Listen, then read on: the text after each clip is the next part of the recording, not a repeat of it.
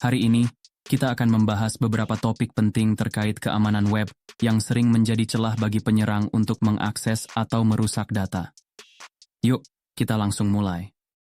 1. Cross-site scripting atau XSS.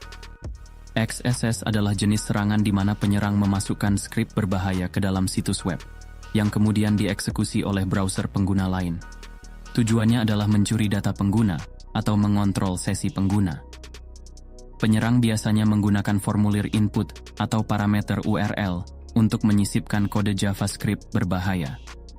Saat korban mengunjungi halaman yang terinfeksi, kode tersebut dieksekusi, memungkinkan penyerang mencuri informasi sensitif, seperti cookies. Untuk mengatasi XSS, pastikan data yang masuk divalidasi dan disanitize.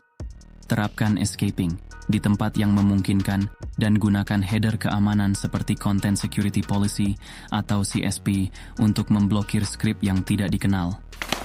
XSS dapat menyebabkan pencurian data, kehilangan kepercayaan pengguna, bahkan memungkinkan penyerang untuk mengontrol akun pengguna. 2.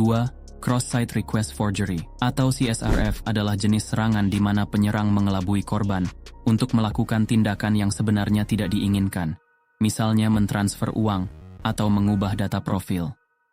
Penyerang biasanya mengirimkan link atau gambar yang mengandung permintaan ke situs target.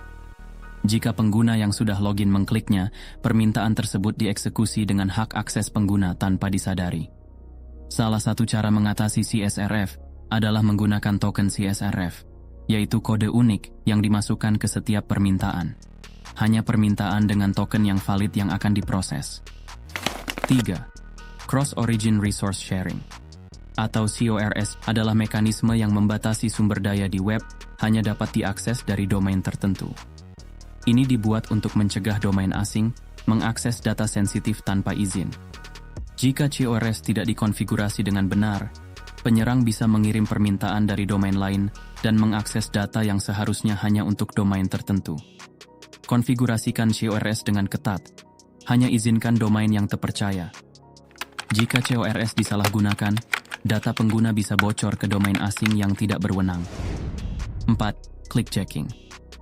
Clickjacking adalah teknik di mana penyerang menyembunyikan konten berbahaya di balik konten asli situs. Saat pengguna mengklik, mereka tanpa sadar mengklik konten berbahaya.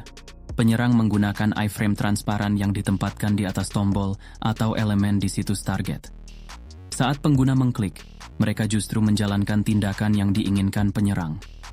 Untuk mengatasi clickjacking, gunakan header X-frame options untuk mencegah halaman ditampilkan dalam iframe, atau gunakan Content Security Policy atau CSP dengan frame ancestors. Clickjacking bisa menyebabkan pengguna secara tidak sengaja memberi izin atau mentransfer data pribadi.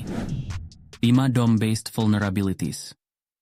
DOM-based vulnerabilities adalah jenis kerentanan yang dieksploitasi melalui perubahan DOM langsung di browser pengguna tanpa permintaan ke server. Penyerang bisa mengubah DOM melalui JavaScript dengan mengambil data dari URL atau input pengguna untuk dieksekusi di halaman. Lakukan validasi pada semua data yang akan diambil oleh JavaScript dari DOM. Hindari penggunaan fungsi JavaScript yang langsung memasukkan data dari URL atau input. Dampak serangannya adalah DOM bisa menyebabkan eksekusi skrip atau akses ke data sensitif di sisi klien. Non-WebSockets. WebSocket adalah protokol komunikasi dua arah yang memungkinkan koneksi antara klien dan server. Namun, tanpa keamanan yang cukup, bisa jadi celah bagi serangan. Jika WebSocket tidak diamankan, penyerang bisa mendengarkan atau mengirim data berbahaya melalui koneksi WebSocket. Selalu gunakan autentikasi dan enkripsi pada koneksi WebSocket.